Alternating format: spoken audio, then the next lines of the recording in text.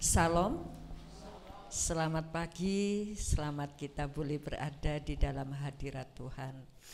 Haleluya.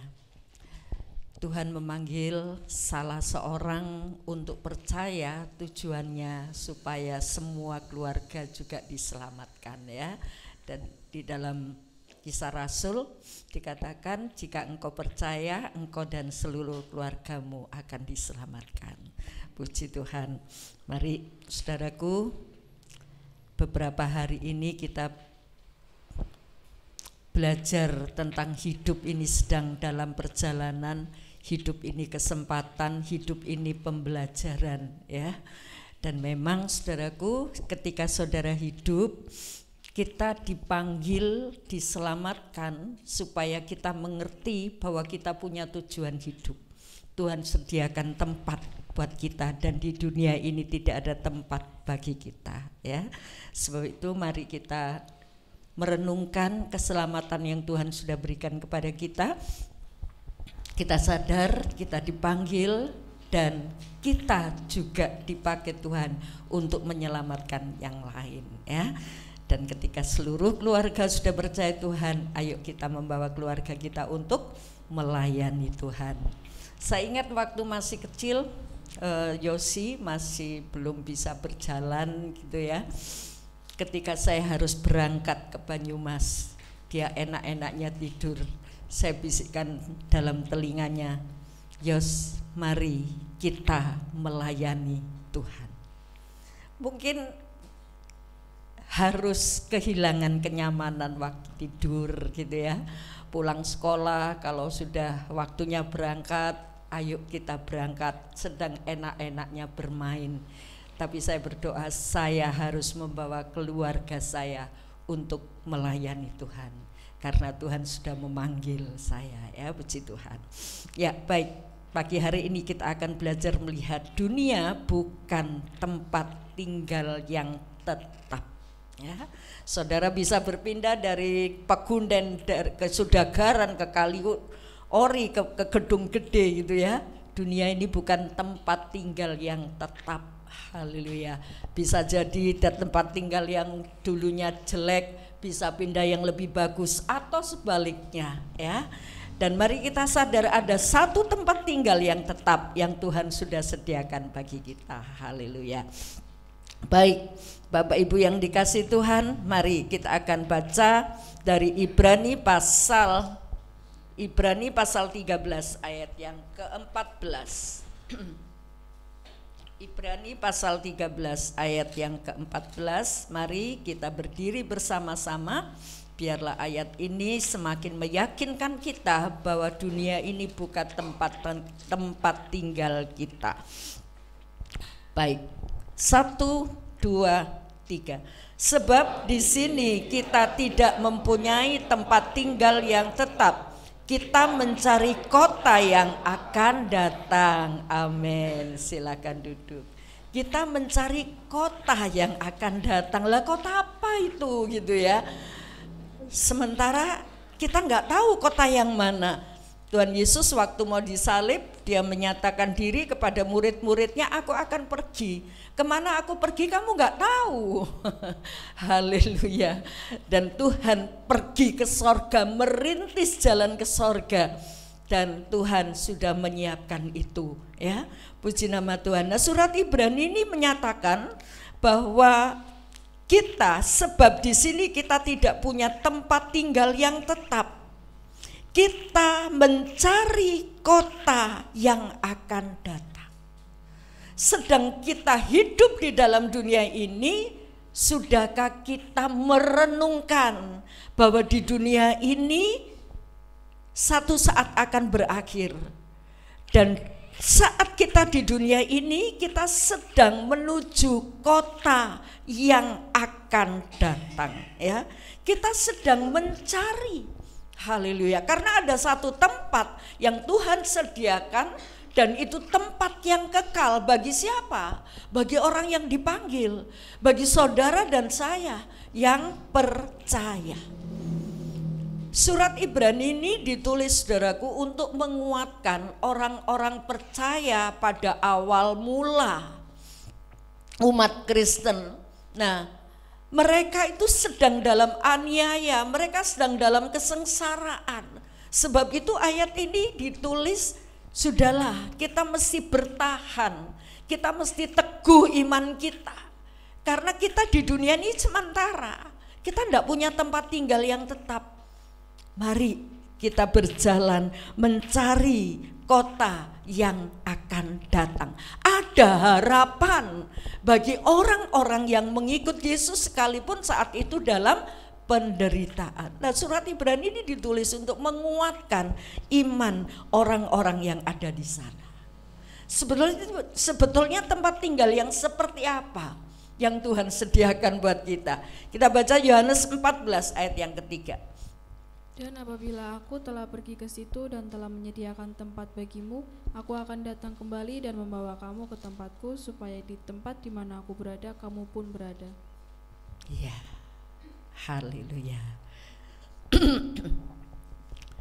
Kalau ayat 1 mengatakan jangan gelisah hatimu, ini firman Tuhan. Tuhan sendiri berbicara, enggak usah kamu gelisah. Percayalah kepada Allah, percayalah kepadaku. Di rumah Bapakku banyak tempat tinggal. Ya, mungkin mereka sedang dalam kesengsaraan ketika mengikut Tuhan, dikejar-kejar, ya, diinginkan kematiannya, ya, bahkan mereka takut untuk berkumpul bersama, mereka menutup pintu dan jendelanya sehingga mereka bisa berkumpul. Tapi Tuhan bilang, jangan kamu gelisah, di rumah Bapakku banyak tempat tinggal. Kalau tidak,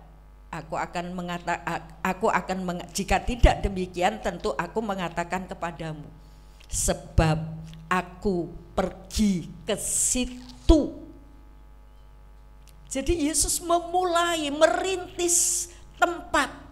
Jadi bagi pengikut Yesus gak usah mendoakan Tuhan Yesus supaya Tuhan Yesus selamat, karena dia perintis, dia memulai jalan untuk membuka jalan masuk ke rumah Bapa itu.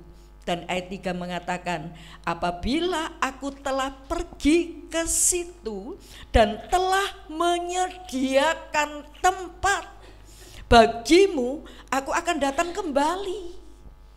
Ada satu harapan setelah kita selesai dalam dunia ini, kita punya harapan ada tempat tinggal yang baru. Dan ini yang harus menjadi fokus kehidupan kita. Bukan berarti kita mengabaikan tugas tanggung jawab kita di dunia, tidak. Tapi dalam setiap kiprah, dalam setiap langkah, kita mesti ingat, aku punya tujuan. Aku punya tempat yang disediakan oleh Tuhan. Kalau aku sudah ke sana, sudah menyediakan tempat, aku datang kembali. Dikatakan apa? Dan membawa kamu ke tempatku, supaya di tempat di mana aku berada, kamu pun berada. Tuhan tidak menginginkan kalau Tuhan sudah tinggal dalam keindahan, suasana, kenyamanan dalam kota yang mulia di sorga, dan melihat anak-anaknya, orang yang sudah dipanggil, orang yang percaya kepadanya hidup dalam kebinasaan. Tidak mungkin. Supaya di mana aku berada, kamu pun berada. Jadi Tuhan itu ingin kumpul dengan kita, saudara, ya. Jangan sampai kita tidak ingin kumpul dengan Tuhan, ya. Sementara Tuhan ingin kumpul dengan kita, ya. Nah, apakah kita juga ingin kumpul dengan Tuhan? Nyatakan itu dalam setiap langkah kehidupan. Haleluya. Dalam keluarga juga tentunya, ya. Kita ingin kumpul keluarga. Kalau ada anak-anak tidak nyaman dalam keluarga, mungkin keluarga itu berantakan, tidak ada kasih, saling menyalahkan, saling menuding, sehingga anak-anak kurang nyaman di rumah, keluar. Haleluya. Kita mau jaga keluarga kita, ya, supaya di mana kita nyaman dengan Yesus, kita membawa juga keluarga kita nyaman dengan Tuhan. Puji Tuhan. Ya, saudaraku, senyaman apa di dalam dunia ini, saudaraku, mari kita sadar dunia ini bukan tempat tinggal kita, ya. Bukan tempat tinggal orang percaya. Senyaman apapun satu saat kita akan tinggalkan, ya. Nah, ketika orang Israel dalam perjalanan dari Mesir ke Kanaan, mereka sedang berjalan.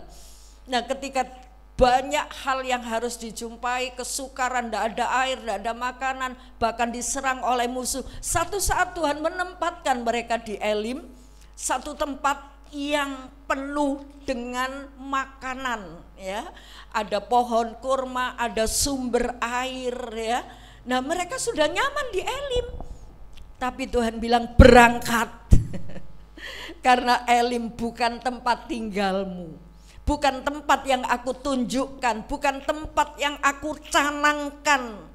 Bukan Elim, bukan tempatmu, tapi Kanaan tempatmu. Haleluya. Nah, saudaraku, rancangan yang besar ini diawali ketika Tuhan memanggil Abraham sebelum ada bangsa Israel. Tuhan memanggil Abraham. Haleluya.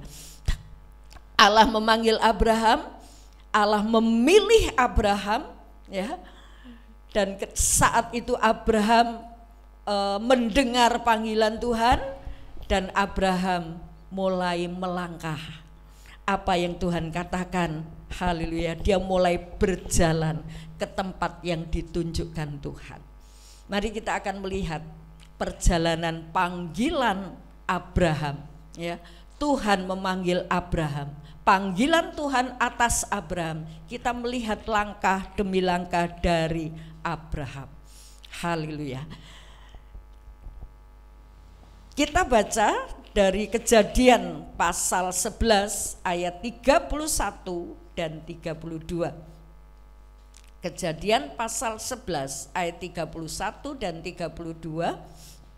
Silakan.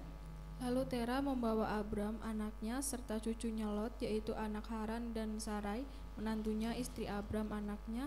Ia berangkat bersama-sama dengan mereka dari Ur Kasdim untuk pergi ke tanah Kanaan. Lalu sampailah mereka ke Haran dan menetap di sana. Umur Tera ada 205 tahun, lalu ia mati di Haran. Ya, jadi ini ketika Terah dan Abraham sudah di Haran, padahal awalnya Tuhan memanggil khusus bicara kepada Abraham, ya. Tapi di sini dikatakan bahwa lalu Terah membawa Abram anaknya serta cucunya Lot, yaitu anak Haran dan Sarai. Disebutkan keluarga, keluar bersama dengan Abram, bersama dengan Terah, keluar dari tanah itu. Tapi sebetulnya, saudaraku, Allah sudah memanggil Abraham itu sejak di Mesopotami. Kalau saat ini adalah kota itu Irak, ya, daerah itu Irak. Tuhan sudah panggil, keluar kamu dari negerimu, ya. Puji Tuhan. Nah, saudaraku, kita melihat bahwa Tuhan memanggil Abraham. Keluar dari sanak saudaramu itu di Mesopotami, bukan di Haran. Coba dibaca. Kisah Rasul 7 ayat 2 dan 3. Jawab Stefanus, hai saudara-saudara dan bapak-bapak, dengarkanlah. Allah yang Maha Mulia telah menampakkan dirinya kepada bapa leluhur kita Abraham ketika ia masih di Mesopotamia sebelum ia menetap di Haran. Dan berfirmanlah kepadanya, keluarlah dari negerimu dan dari sanak saudaramu dan pergilah ke negeri yang akan kutunjukkan kepadamu. Iya, saudaraku, sebelum menetap di Haran, ayat itu mengatakan bahwa Tuhan berfirman, keluarlah. Haleluya. Nah, ketika Abraham mendengar panggilan pribadi ini, Abraham tidak bisa keluar sendiri karena dia ingat, aduh bapakku nek tak tinggal piye gitu, ya. Ada Lot, waktu itu Abraham belum punya anak. Ada Lot. Lot ini keponakannya, ya. Keponakannya wis tak jak sisan gitu, ya, tak jak sisan. Dan juga diajak juga Terah, Haran juga diajak. Haran itu bapaknya Lot. Nah, keluarlah mereka berjalan dari Mesopotamia menuju kemana? menuju ke Haran gitu ya. Haran itu satu tempat, nama kota juga nama orang. Ya. Nah, ketika Tuhan dipanggil, ketika Abraham dipanggil, dia tidak keluar sendirian. Dia begitu dipanggil, dia menanggapi panggilan itu. Haleluya. Banyak orang ketika mulai merenungkan, mulai mendengar panggilan Tuhan, itu masih pikir panjang ya. Wah, nanti bagaimana keluargaku ya, nanti aku dibenci sama keluargaku, bagaimana lingkunganku, masih banyak pikiran ya, banyak yang harus dipikir. Haleluya. Tapi Abraham begitu dipanggil dia keluar. Haleluya. Keluar dari negerinya dan Abraham menanggapi panggilan itu. Jadi saudaraku, ketika kita mendengar suara Tuhan, apa respon kita? Langsung menanggapi atau berpikir diolah dulu? Ah, itu bukan untuk saya, itu untuk dia. Ah, aku bukan orang sekolah Alkitab, aku tidak bisa. Saudaraku, firman ini untuk semua. Ketika Tuhan memanggil Abraham, ketika Tuhan memanggil saudara, haleluya, apa respon kita? Kita mau tanggapi atau kita pikir-pikir dulu? Tapi kita melihat Abraham, begitu dia dipanggil, dia keluar dari sanak saudaramu. Ya, artinya keluar dari negeri itu, tinggalkan, ndak usah kamu pikir untuk balik lagi ke kampung halaman ya. Sebab itu dia keluar, saudaraku, dalam menanggapi panggilan Tuhan ini, dia berani menanggalkan budaya, kenyamanan ya. Di Ur Kasdim itu satu tempat yang kota perdagangan ya. Tentu di sana Abraham juga bukan orang yang miskin-miskin. Tapi begitu dia dipanggil Tuhan, dia tidak pikir panjang, nanti bagaimana Tuhan, aku bisa makan apa enggak, nanti bagaimana Tuhan, ini masih ada keluargaku, nanti bagaimana Tuhan, aku bisa terpelihara apa enggak. Kamu keluar, dan tentunya rumah yang sudah dia miliki dia tinggalkan, bahkan sanak keluarganya, familinya, budayanya, kultur yang ada yang sudah mereka miliki tinggalkan. Ada budaya yang Tuhan tidak suka di Ur Kasdim itu adalah penyembahan berhala. Dan ketika Abraham harus keluar dari tempat itu, saudaraku, dia tinggalkan budaya itu. Ketika saudara menanggapi panggilan Tuhan, jangan sampai tetap membawa budaya-budaya masa lampau, budaya adat. Oh, kalau orang meninggal itu diselamati 3 hari, 7 hari, 40 hari ya. Budaya itu ditinggalkan karena kita sudah menanggapi panggilan Tuhan dan kita mau ikut itu. Haleluya. Aturan-aturan baru yang Tuhan sudah berikan. Apa? Kasih. Kasih kepada sesama, kasih kepada Tuhan. Itu aja. Haleluya. Itu perintah baru kata Tuhan di dalam Yohanes. Nah, saudaraku, ketika Abraham meninggalkan, dia tinggalkan budaya, dia tinggalkan kenyamanan di Ur Kasdim, dan dia mulai melangkah. Dia meresponi panggilan Tuhan. Mari Bapak Ibu, berapa lama kita dipanggil Tuhan dan kita ikut Tuhan? Sudahkah kita benar-benar meresponi panggilan itu dan meninggalkan kehidupan yang lama, gaya hidup yang lama? Haleluya, kita mau tinggalkan, puji Tuhan.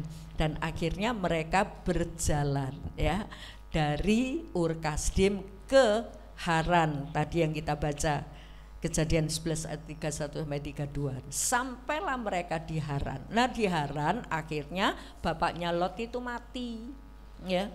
Bapaknya Lot mati di Haran, akhirnya Lot menjadi anak yatim dan dipelihara oleh Abraham.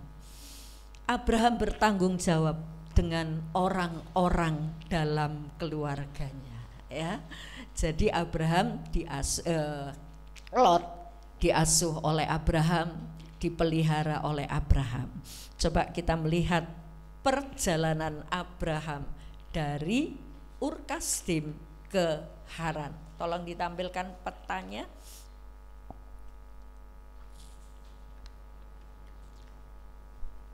Iya. Nih ya, ini kotanya Abraham. Ur Kasdim di sini. Di Babylon, ini Irak sekarang ya. Nah, dia berjalan dari sini, kemudian berjalan sampai di Haran. Perjalanan ini cukup panjang. Tadi malam saya lihat di Google berapa jaraknya antara Ur Kasdim dan Haran. Kurang lebih 950 kilo. Itu kata Google ya. Saya juga nggak tahu sendiri, saya nggak pernah ngukur sendiri. Nah, 950 kilo itu antara kurang lebih Jakarta Surabaya, saudaraku, atau Jakarta Banyuwangi gitu ya, pojok sama pojok gitu ya. Nah, perjalanan mereka bukan naik pesawat, bukan naik kereta, bukan naik mobil, jalan sak keluarga ini sampai di sini. Ketika sampai di Haran, saudaraku, matilah siapa? Bapaknya Lot. Tidak lama kemudian Terah, bapaknya Abraham, juga mati. Nah, kemudian dari situ Abraham, saudaraku, dia tinggal dengan keluarga, tentu dengan orang-orangnya ya. Dan apa yang didapat oleh Abraham ketika di Haran?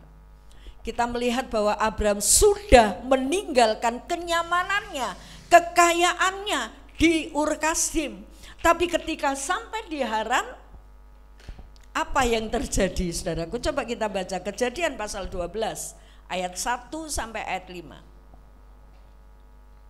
Kejadian 12. Abraham dipanggil Allah. Berfirmanlah Tuhan kepada Abraham, pergilah dari negerimu dan dari sanak saudaramu dan dari rumah bapamu ini ke negeri yang akan kutunjukkan kepadamu.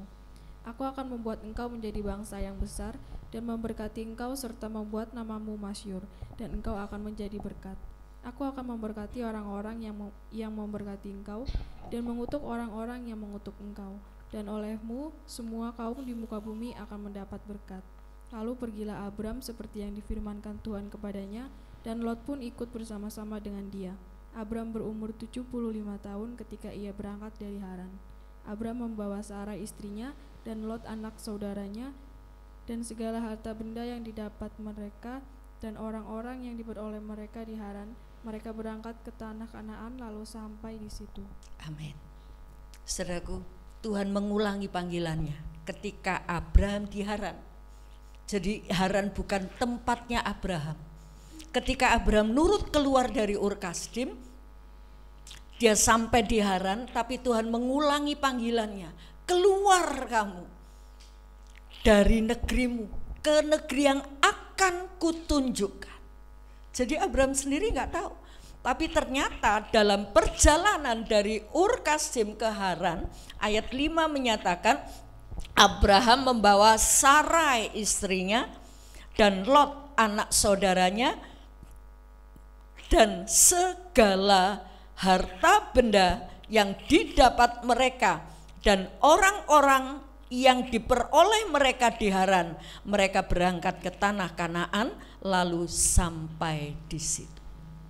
Jadi ketika keluar dari Ur Kasdim, tentu mungkin ada banyak hal yang ditinggal, tempat tinggalnya, rumahnya, dan dia harus pergi sampailah di Haran. Dan di Haran di sini dikatakan Tuhan memanggil lagi. Dan ketika Tuhan memanggil, Abraham mulai mengajak istrinya, mengajak Lot keponakannya, mengajak orang-orang yang ada, pembantu-pembantunya, penggembala-penggembala, ya, itu orang bawahan diajak.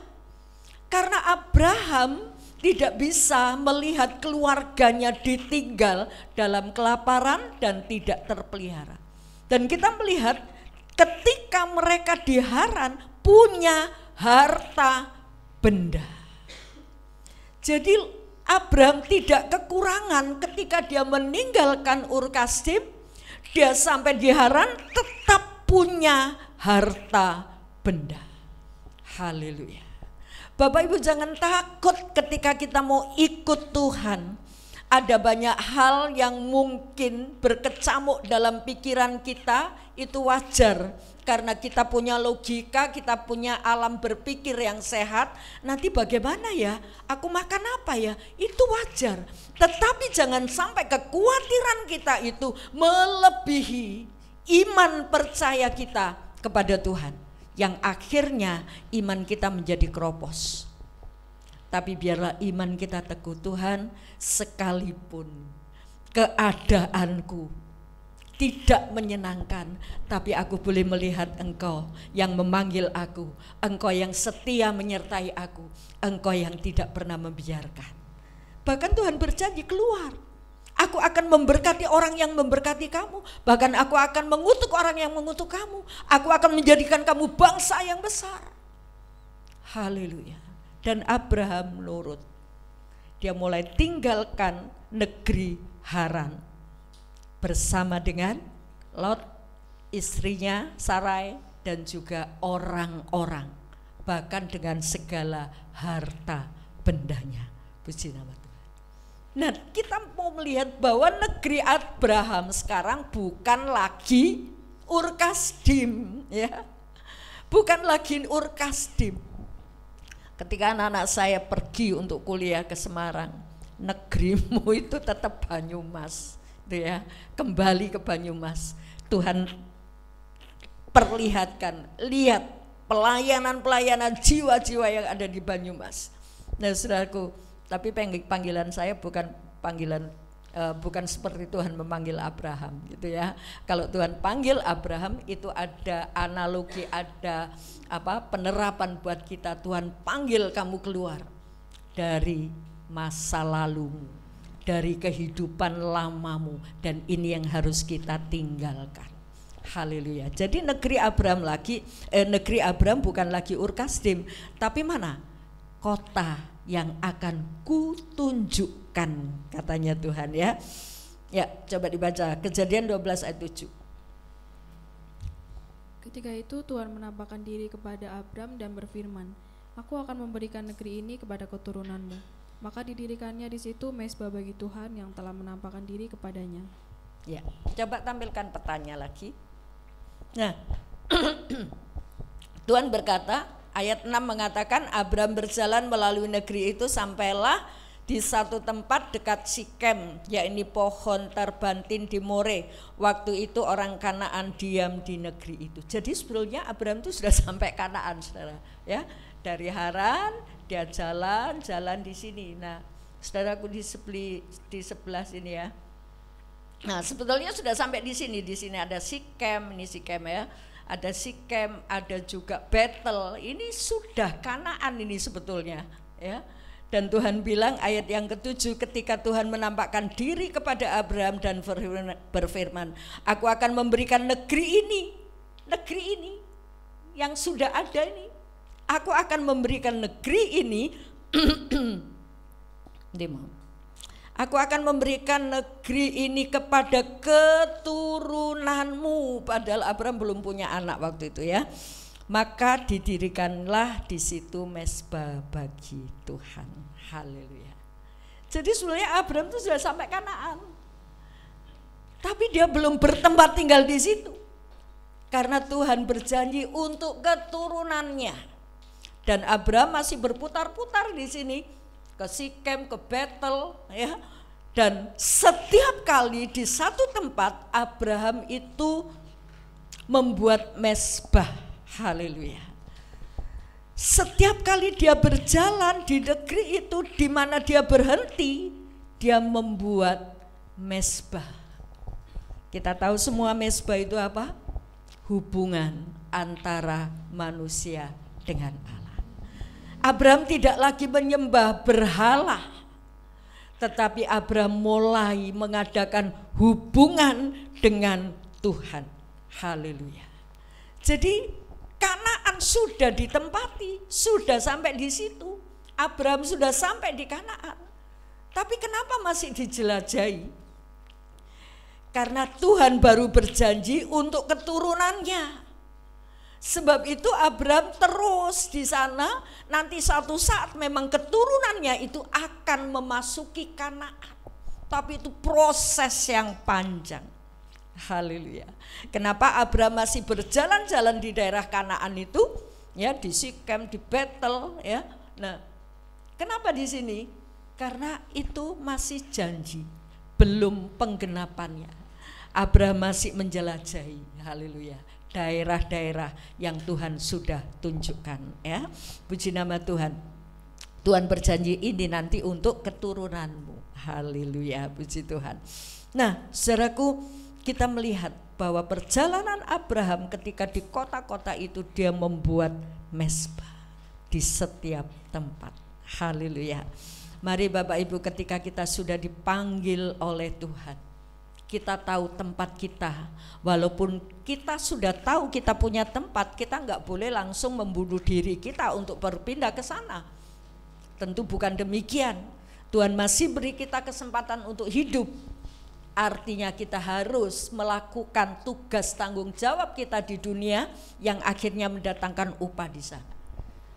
Minggu lalu kita belajar tentang Rasul Paulus ketika dia melihat apa yang harus aku buat. Kalau aku di dunia ini berarti aku harus hidup memberi buah. Tapi ketika aku mati itu keuntungan. Jadi mana yang harus aku pilih? Aku nggak tahu, kata Rasul Paulus. Jadi ngalir. Ketika Tuhan masih izinkan kita hidup di dunia ini, aku harus hidup memberi buah. Tapi ketika Tuhan bisa panggil saat ini, itu keuntungan bagi saya. Sudah selesai tugas. Dan mana yang harus dipilih? Rasul Paulus sendiri juga nggak tahu. Aku tidak tahu. Haleluya. Mari Bapak Ibu kita sadar bahwa perjalanan hidup kita ini ada satu kota, ada satu tempat yang disediakan oleh Allah yang kita tuju. Di dunia ini tidak ada tempat tinggal yang tetap. Tapi bukan berarti saudara tidak boleh membenahi, memperbaiki rumah. Enggak juga. Saudara tidak boleh bekerja untuk mengumpulkan sesuatu. Tidak juga, ya. Kita boleh bekerja dengan wajar. Kalau ada kesempatan untuk mengumpulkan, kita tidak boleh malas. Jangan sampai kita berpikir di dunia ini tidak ada tempat tinggal tetap. Udahlah, begitu berkat datang dihabiskan tanpa melihat apa yang harus disimpan untuk hari-hari yang akan datang. Tentu tidak demikian. Dan kita berpikir ketika kita ketika kita ingin mendapatkan upah itu di dunia ini kita berjuang, ya. Di dunia ini kita bekerja. Dan ketika kita bekerja di dunia ini, mata dan hati kita tertuju kepada Tuhan, tertuju kepada kota yang Tuhan sediakan, maka segala perbuatan kita, apa yang kita lakukan dalam dunia ini, perjuangan kita, itu berarti kita mengumpulkan upah yang ada di sana. Haleluya. Kita tidak ngitung-ngitung, wah nanti aku rugi, wah nanti aku kehilangan ini, aku kehilangan itu. Tentu tidak demikian. Karena apa yang kita perjuangkan, apa yang kita lakukan, apa yang kita kerjakan, semuanya untuk negeri, kota yang Tuhan sudah sediakan. Dan di sana Tuhan sediakan upah buat kita. Puji Tuhan. Nah, dari kisah Abraham ini apa yang harus kita terapkan dalam hidup kita? Mari Bapak Ibu kita renungkan, kita bukan hanya mengerti isi Alkitab, kita bukan hanya mengerti sejarah Alkitab, tetapi mari kita renungkan, kita terapkan dalam hidup kita. Jadi penerapan dari perjalanan Abraham itu yang pertama, kita, saudara dan saya sudah dipanggil dan dipilih. Karena Tuhan bilang, tidak ada seorang pun datang kepadaku kalau aku yang tidak memilih mereka, kalau aku tidak memanggil mereka. Jadi saudara dipanggil, dipilih oleh Tuhan, sebab itu bisa datang ke sini, bisa percaya Tuhan. Bukan karena aku mau percaya, tapi lebih dulu Tuhan sudah memanggil kita, bahkan sejak dunia belum dijadikan. Lebih dulu Tuhan sudah menetapkan kita, sehingga akhirnya ketika dalam dunia entah apapun yang membuat kita percaya berbeda-beda, tetapi karena satu hal, Tuhan sudah memanggil dan memilih kita. Haleluya, puji nama Tuhan. Sebab itu kalau Tuhan sudah memanggil, memilih kita, ayo keluar. Keluar dari kehidupan lama, kebiasaan-kebiasaan lama, ya, dari kenyamanan hidup. Bukan berarti saudara ketika punya uang untuk bisa naik motor, untuk bisa naik bis, untuk bisa naik Grab, ya, aku lebih jalan, aku mau meninggalkan kenyamanan. Tentu tidak demikian, ya. Tuhan memberkati kita supaya kita juga bisa menikmati berkat yang Tuhan berikan, ya. Bukan irit dan bukan pelit, tetapi kita menggunakan secukupnya. Karena Tuhan juga ingin saudara juga hidup nyaman, begitu ya. Tapi kita tinggalkan kenyamanan itu artinya kita tinggalkan hidup yang lama. Kalau dulu saya bermalas-malasan, itu nyaman kan? Orang bermalas-malasan itu kan nyaman ya. Kita bermalas-malasan, tidak pernah ibadah, tidak mau memperhatikan, ya, bagaimana saya harus beribadah, bagaimana saya harus berdoa, bagaimana saya harus memberikan waktu untuk Tuhan. Itu mengusik kenyamanan, dan itu yang harus kita tinggalkan, gitu ya. Puji Tuhan. Coba kita baca 1 Petrus 1 ayat 18. Sebab kamu tahu bahwa kamu telah ditebus dari cara hidupmu yang sia-sia yang kamu warisi dari nenek moyangmu itu, bukan dengan barang yang fana, bukan pula dengan perak atau emas. Ya, Tuhan sudah memanggil kita, ya, keluar. Haleluya. Saya ulangi, kamu tahu bahwa kamu telah ditebus dari cara hidupmu yang sia-sia, yang kamu warisi dari nenek moyangmu. Itu sudah dipanggil, ditebus, dikeluarkan, gitu ya. Haleluya. Dari cara hidupmu yang sia-sia, bukan dengan barang yang fana, tapi dengan darahnya. Bukan dengan emas dan perak, tapi dengan nyawanya Tuhan. Mari kita sadar, saudaraku, ya, kita dipanggil, dipilih menjadi keluarga Allah, itu tidak dengan harga yang murah, walaupun tidak bisa dinilai dengan harta benda, karena terlalu mahal, bukan karena terlalu murah. Tidak bisa dinilai dengan harta karena terlalu mahal. Mari kita menghargai panggilan ini, kita mau meresponi dan kita mau menanggapinya, ya.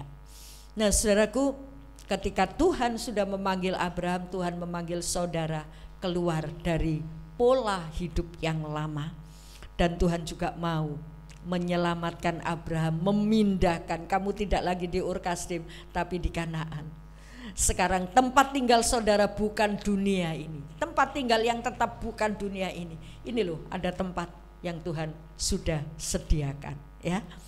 Tuhan memanggil saudara dan saya untuk diselamatkan. Coba Kisah Rasul 16 ayat 31. Jawab mereka, percayalah kepada Tuhan Yesus Kristus dan engkau akan selamat, engkau dan seisi rumahmu. Ya. Percayalah kepada Tuhan Yesus, engkau dan seisi rumahmu.